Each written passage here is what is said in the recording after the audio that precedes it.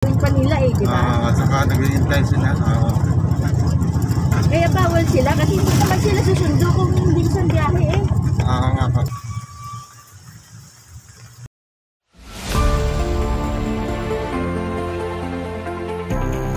Preview.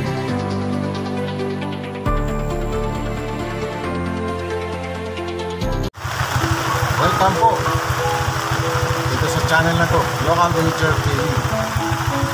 Ito po ang condition niya dito sa Mundo City. Ito ngayon hapon, kalima ng hapon. Malakas ang patak ng ulan.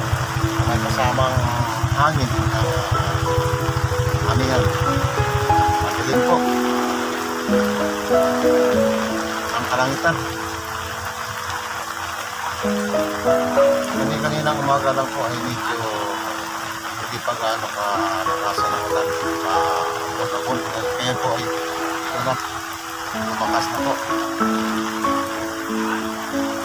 Sana naman yung mga dinaanan ng bagyo tulad ng Cebu kung saan nato ang ating mga kapatid, sana maayos kayo dyan at ligtas kayo lahat at mga kamag-anak, kilala, mga pagkada, mga pagklasik ng mga nag-aaral pa. Sana ligtas kayong lahat.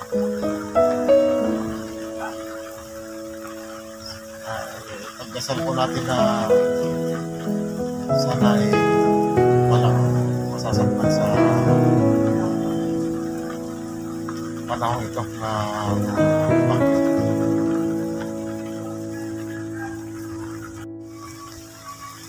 Ayan po. Habang paggabi ay